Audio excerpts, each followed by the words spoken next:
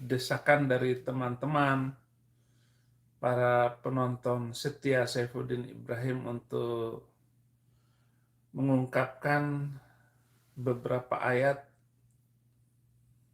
yang disebut 300 itu dalam kelompok 300 untuk saya sampaikan hari ini. Nah, saudara-saudara, ada tema dalam Alkitab, yaitu jangan mengutuk Yahudi. Di dalam Alkitab, barang siapa yang mengutuk Yahudi, maka terkutuklah. Siapa yang memberkati Israel, maka diberkati. Tetapi di dalam kitab itu selalu mengutuk Yahudi. Termasuk di dalam bacaan-bacaan sholatnya. Itu saja sudah berbahaya bagi kelangsungan hidup kita. Nah, bangsa-bangsa Arab suka sekali mengutuk Yahudi. Itu selalu dilakukan sejak Nabi Muhammad datang dengan membawa Al-Quran. Dan itu dilakukan oleh para pengikutnya dari zaman ke zaman sampai hari ini. Karena dalam Al-Quran ada ayat yang mengatakan bahwa Bani Israel dikutuk Allah lewat nabi-nabi. Al-Maidah ayat 78, orang-orang kafir dari Bani Israel telah dilaknat melalui lisan Daud dan Isa putra Maryam. Yang demikian itu karena mereka durhaka dan selalu melampaui batas. Maka Quran surat kelima ayat 78 ini harus dihapuskan. Yang kedua, Al-Quran mengutuk, ayat itu mengutuk orang Yahudi supaya menjadi monyet. Surat kedua ayat 65. Dan sungguh kamu telah mengetahui orang-orang yang melakukan pelanggaran di antara kamu pada hari Sabtu. Lalu kami katakan kepada mereka, jadilah kamu monyet hina.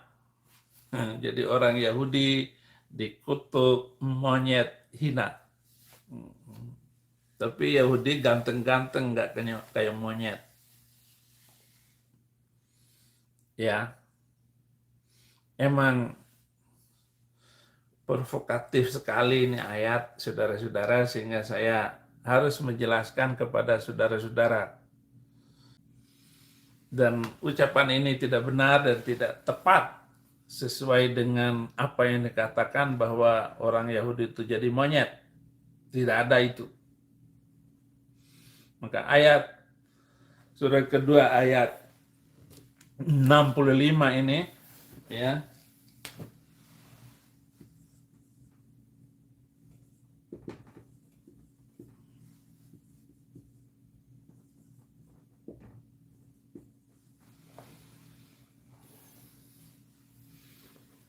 minta dihapuskan karena tidak sesuai dengan sejarah, tidak sesuai dengan kenyataan, karena melakukan kutukan itu adalah sebuah kesalahan fatal di dalam sebuah keyakinan. Saya harus menunjukkannya bahwa memang salah itu kitab suci. Ayat yang ketiga yang dibahas, yang harus ditutup adalah surat kedua ayat 88.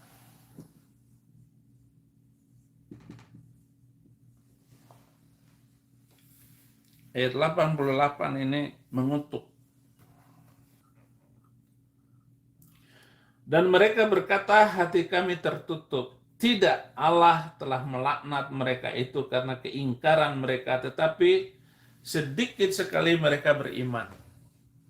Nah, jadi Quran surat kedua ayat 88 ini adalah ayat yang paling parah tidak sesuai. Kenapa? Katanya Allah melaknat orang Yahudi. Tidak pernah pencipta langit dan bumi melaknat orang Yahudi, mengutuk mereka. Jadi itulah yang 3 ayat yang saya sebut sebagai ayat yang harus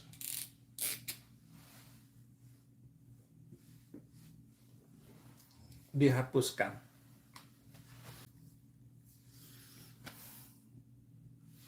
Karena ayat ini mengandung bahaya dan membawa malapetaka. Sekarang kita lihat fakta-fakta berikut, yang harusnya pantas untuk dihapus. Apakah ayat Al-Quran, Alkitab atau otak dan mulut Saifuddin? Kalau sekedar obrolan di warung saja semua juga bisa. Bikin skripsi saja mesti ada sumber dan referensi terpercaya dari para ahli, apalagi bahas ayat Al-Quran ya harus ada referensi dan sumber yang jelas dari ulama dan mufasir. Lu itu siapa, Din? Kalau dilihat konteks sekarang, justru ayat-ayat pada Al-Quran yang mengutuk bangsa Yahudi itu sangat relevan. Kita bisa melihat sendiri bagaimanakah tabiat bangsa Yahudi itu saat ini. Termasuk sikap rasialisnya kepada orang Kristen. Kalau tidak percaya bahwa bangsa Yahudi itu mempunyai perilaku tidak baik, mari lihat fakta-fakta berikut ini. Lalu cobalah berpikir waras untuk mengakui bahwa apa yang ada dalam Al-Quran adalah sungguh-sungguh suatu kebenaran. Negara mana yang berada di kawasan Timur Tengah yang meledakkan fasilitas diplomatik Amerika di Mesir dan menyerang kapal US Liberty di perairan internasional yang menewaskan 35 orang dan melukai 177 pelaut Amerika? Jawabannya adalah Israel. Di negara mana di wilayah Timur Tengah tempat diplomat PBB berpangkat tinggi yang dibunuh? Jawabannya adalah Israel. Di negara mana di Timur Tengah yang perwira militernya mengakui secara terbuka bahwa tawanan perang yang tidak bersenjata tetap dieksekusi mati? Jawabannya adalah Israel. Fakta-fakta itu hanya sebagian dari perilaku bangsa Israel yang notabene merugikan orang Kristen, belum perilaku dan kebiadaban mereka kepada bangsa dan orang Palestina. Apakah masih belum cukup bukti perilaku buruk orang Israel? Kita lihat betapa rasialisnya orang Israel kepada orang Kristen dari cerita Pastor Steve Aiken berikut. There's enough writing that Martin Luther basically hated the Jews. I can tell you right now, in Italy, the average Italian, and those are my people, but the average Italian Catholic blames the Jews for killing Christ. They don't like the Jew. So listen to me. But let me tell you something. This might come as a shock to some of you. In Israel, the average Jewish person in 2015 does not like Christians. They don't like us. And Pastor Steve, the other Pastor Steve, was correct. You can be arrested in Israel for handing out Bible tracts. You think, what? See, that's a shock. Some of you listening to me on radio or watching me by the YouTube right now, that's a shock to you because you've been taught we're Christians, we support, we're arm in arm. No, we're not arm in arm. They basically hate us. So get that, let that sink in a little bit. The average Jewish citizen from Israel hates us. They do not one bit appreciate, even though 3 million or so Christians were killed by the Nazi regime, for the most part, for helping Jewish people. You would think, if nothing else, they would at least appreciate that. No, they don't. Are you with me so far? Because you need to understand that. They're not looking for Jesus. I told you a couple weeks ago. You tell the average Jew that you follow the greatest Jew that ever lived, the first thing they're going to think about is Abraham or Moses. And then you say, no, Jesus. And they're like, oh, yeah. They don't even consider him. And I also told you a couple of years, I think it was back in the 70s, that there was an edict or a memo from the Orthodox Judaism in Brooklyn mostly, where it went out to the entire United States, every Orthodox synagogue in the United States, not allowed to preach from Psalms 22, not allowed to preach in the United States from Isaiah chapter 53. Setelah melihat fakta itu, bolehkah saya bilang bahwa ayat diberkatilah orang yang memberkati engkau, dan terkutuklah orang yang mengutuk engkau, seperti yang dikatakan Saifuddin tadi harus dihapus dari Alkitab karena tidak sesuai kenyataan. Dan lagi kalau dilihat secara sepintas ayat tersebut bertentangan dengan ayat lain pada Alkitab yaitu pada Ulangan 28 bahwa Israel akan diberkati jika patuh kepada Tuhan, dan dikutuk jika tidak patuh. Apakah orang Israel patuh pada Tuhan orang Kristen atau Yesus? Nyatanya tidak. Mengakui Yesus saja tidak apalagi patuh. Bahkan dalam ibadahnya mereka mengutuk orang Kristen 3 kali sehari. Hal tersebut ada pada Birkat Haminim. Untuk mengetahui apakah orang Yahudi percaya pada Yesus, saksikan sendiri pengakuan mereka. Who is Jesus to you? מי זה ישו בשבילך? יהושע זה הנביא של הנוצרים. Who is Jesus to you? Oh, it's a hard question. A cousin? No. I don't know.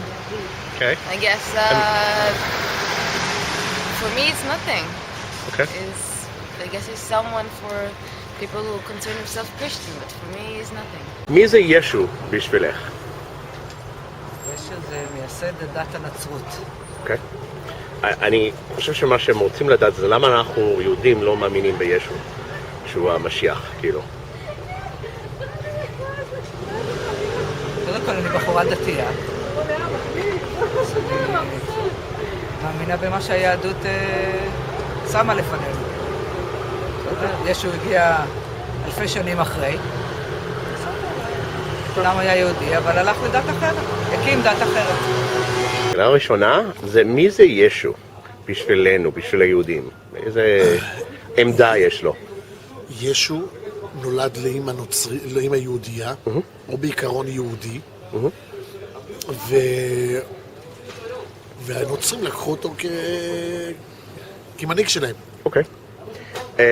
הם טוענים שהוא לא נולד מאמא בכלל, הוא כאילו... מאבא, כאילו אבא שלו אלוהים, כן, נכון. אבל אנחנו יודעים שהוא נולד כן מאבא. אוקיי.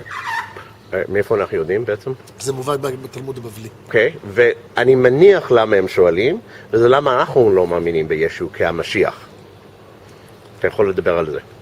למה אנחנו לא מאמינים שמה? שהוא המשיח. למה כן? למה שנאמין? מה ההסבר שהוא כן המשיח? לפי, יש כאילו למה הוא לא? כאילו מה צריך להיות? שהוא יהיה משיח? או שמישהו יהיה משיח? הוא לא משיח. אוקיי. Who is Jesus for you? דמות בשביל אנשים שלא חושבים לבד. Okay. No, I can translate it. It's okay. Okay, so you think... It's just a story for people that have not been told critical thinking. Okay. מי זה ישו? כאילו, מבחינת מהמבט היהודית. יש גמרא על ישו, במסכת סנהדרין, שהוא היה תלמיד של תנא, אבל הוא כפר בעיקר. הוא יצא לדרך שהיא לא הדרך של היהדות. הוא האמין בזה שכבר הגיע הזמן של העולם הבא, למרות שלא הגיע הזמן של העולם הבא. משהו כזה. אוקיי. זה על ישו. מי זה ישו במבט ג'יזוס קרייסט במבט היהודית? ישו? כן. הוא נוצרי, הוא לא קשור אלינו בכלל. אוקיי, אז למה הוא לא המשיח? כי הוא לא קשור אלינו, אנחנו מאמינים בתורה, יש לנו את התורה שהיא ההוכחה שלנו. מה? יהודי שהתנצר והלך לנצרות. כן. שיחק בדיוק, חי בסרט רציני שהוא הולך על המים. היה מעשן הרבה. הוא האמין בצלב, הוא האמין בצלב. אנחנו יש לנו את המגן דוד, יש לנו את אלוהים שבשמיים, אנחנו מאמינים בתורה שאלוהים נתן לנו בהר סיני. וזהו. אנחנו לא מאמינים בישו, ישו בכלל לא קשור אלינו, אין לנו קשר לישו. יש לנו את התורה שממנה אנחנו מאמינים, חוקים, הכל יש בתורה. מי זה ישו בשבילכם? ישו זה מייסד הנצרות. זה לא מדויק היסטורית, אבל הוא נחשב למייסד הנצרות. מייסד האמיתי זה פאולוס. מה? פאולוס? הוא לא שמעתי. הוא בעצם מייסד הנצרות האמיתי. אוקיי. הבנתי, אוקיי. אני עובדת בארגון של... English? Even better. Oh, I can speak English. I work in an organization that gives help to pregnant women who are of financial difficulties. Okay. And some, I think they were making a donation. They came in, and they said that they were Christians,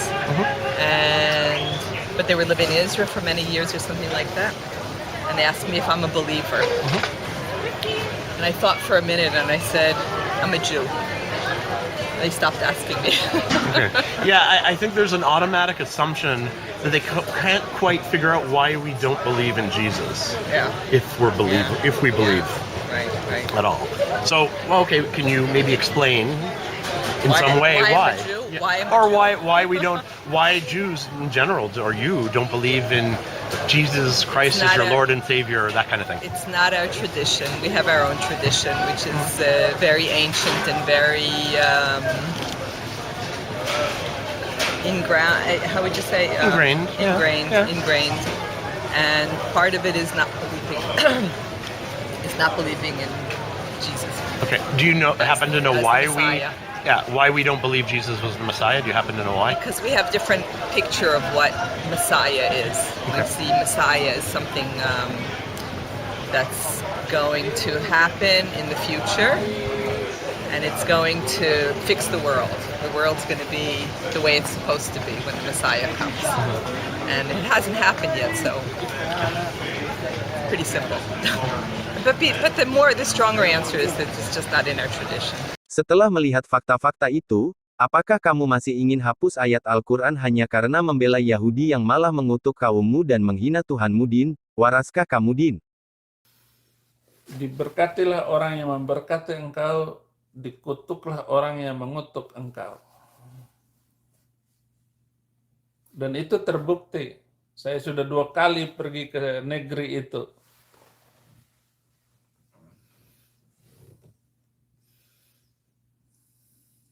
Saya kan nggak bisa bahasa Inggris. Nah, ketika orang Yahudi ngobrol dengan saya, "You speak English?" "No. But I can speak Arabic." Mereka berbahasa Arab. Lalu dia mau saya doakan kamu, ya silakan, doakan saya.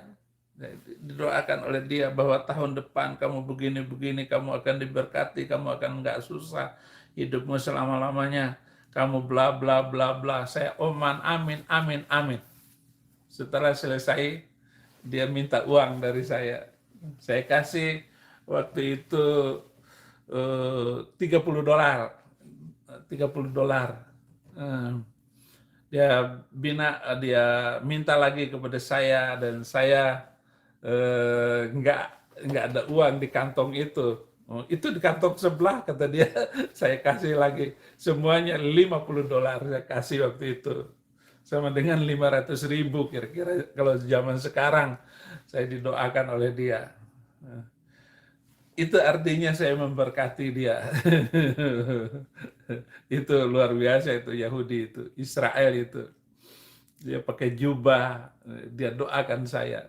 Sekarang kita lihat penjelasan dari orang alim sesungguhnya, yaitu Ustadz Ahmad Sarwat, mengenai ayat Al-Quran yang ingin dihilangkan si Saifuddin. Menukil jawaban Ustadz Ahmad Sarwat, LCMA pada halaman rumahfikih.com, berjudul Betulkah Yahudi dikutuk jadi kera, dijelaskan bahwa para mufasir sepakat yang dikutuk menjadi kera bukanlah seluruh bangsa Yahudi saat itu. Namun hanya sebagian dari mereka saja yang demikian. Maka tidak benar kalau dikatakan bahwa seluruh Yahudi di dunia ini adalah bangsa yang dikutuk semuanya menjadi kera. Bahkan para mufasir mengatakan bahwa kejadian itu hanya menimpa penduduk suatu desa saja yang hidup di tepi pantai, di mana mata pencaharian mereka adalah menangkap ikan di laut. Allah telah melarang mereka untuk menangkap ikan di hari Sabtu. Karena hari itu adalah hari khusus untuk beribadah. Namun mereka melanggarnya, karena sengaja Allah menguji mereka. Caranya, justru di hari Sabtu itulah ikan-ikan bermunculan dengan jumlah yang sangat banyak. Tapi di selain hari Sabtu terlarang itu, ikan-ikan seolah lenyap dari laut. Karena itulah sebagian dari penduduk desa itu melakukan kecurangan. Yaitu mereka memasang perangkap pada hari Jumat sore menjelang masuknya hari Sabtu. Pada hari Sabtu mereka tetap beribadah. Dan pada hari Minggu, perangkap-perangkap itu telah dipenuhi ikan. Cara yang mereka tempuh ini tetap dianggap sebuah pelanggaran juga. Dan oleh karenanya, mereka yang melakukannya dikutuk menjadi kera yang hina. Ada ayat-ayat sebelumnya yang membuat semakin jelas keterangan tentang kutukan Yahudi menjadi kera itu. Yang pertama pada Al-Quran Surat Al-A'raf ayat 163 yang artinya, dan tanyakanlah kepada Bani Israel tentang negeri yang terletak di dekat laut ketika mereka melanggar aturan pada hari Sabtu. Di waktu datang kepada mereka ikan-ikan mereka terapung-apung di permukaan air, dan di hari-hari yang bukan Sabtu, ikan-ikan itu tidak datang kepada mereka. Demikianlah kami mencoba mereka disebabkan mereka berlaku fasik. Yang kedua, pada Al-Quran Surat Al-A'raf ayat 165, ada keterangan lebih jelas lagi bahwa tidak semua penduduk desa itu ikut jadi kera. Artinya, maka tatkala mereka melupakan apa yang diperingatkan kepada mereka, kami selamatkan orang-orang yang melarang dari perbuatan jahat dan kami timpakan kepada orang-orang yang zalim siksaan yang keras, disebabkan mereka selalu berbuat fasik. Lalu tentang riwayat bagaimanakah selanjutnya kera-kera itu para ulama tafsir berbeda pendapat. Ada sebagian ulama yang mengatakan bahwa setelah berubah menjadi kera, mereka pun mati begitu saja dan punah setelah 3 hari. Kutukan menjadi kera itu untuk menghina mereka sebelum dimatikan, agar sempat merasakan kehinaan di dunia ini. Sebagian lagi ulama tafsir mengatakan bahwa dengan kekuasaannya, setelah menjadi kera beberapa waktu, Allah mengembalikan lagi mereka ke wujud semula. Bila sampai hari ini kita masih menemukan bangsa Yahudi dalam wujud manusia dan berkeliaran sebagai bangsa yang dimurkai, maka hal itu adalah hal yang masuk akal. Kenapa? Karena selain yang dikutuk menjadi kera itu tidak berketurunan, juga tidak semua bangsa Yahudi berubah jadi kera. Namun bahwa bangsa Yahudi itu punya sifat-sifat yang tidak baik, Al-Quran telah begitu banyak menyebutkannya. Surat Al-Baqarah sudah menelanjangi kebejadan orang-orang Yahudi. Belum kisah-kisah Yahudi lainnya yang tersebar di berbagai ayat lain. Sekilas terkesan ayat-ayat Al-Quran itu rasialis memang. Tetapi apa yang dituturkan Al-Quran itu tidak lain hanyalah jawaban atas sikap bangsa Yahudi yang memulai rasialisme yang mereka banggakan, tetapi mengatasnamakan Tuhan. Jadi kalau kita pahami konteksnya, bukan Al-Quran yang bersikap rasialis, melainkan bangsa Yahudi sendiri yang membanggakan darah dan keturunan mereka, dengan memelintir ayat-ayat Taurat, serta mengatasnamakan kehendak Allah. Oleh karena itulah maka kalau kita temukan Al-Quran mengutuk bangsa Yahudi, sebenarnya bukan tanpa sebab. Penyebabnya adalah sikap rasialis mereka sendiri, yang kemudian direspon di dalam Al-Quran. Dan buat kita sebagai Muslim, cukuplah tidak kurang dari 17 kali dalam sehari semalam kita meminta kepada Allah agar diberi petunjuk ke jalan lurus, dan bukan jalan seperti orang Yahudi yang digelari bangsa yang dimurkai Allah.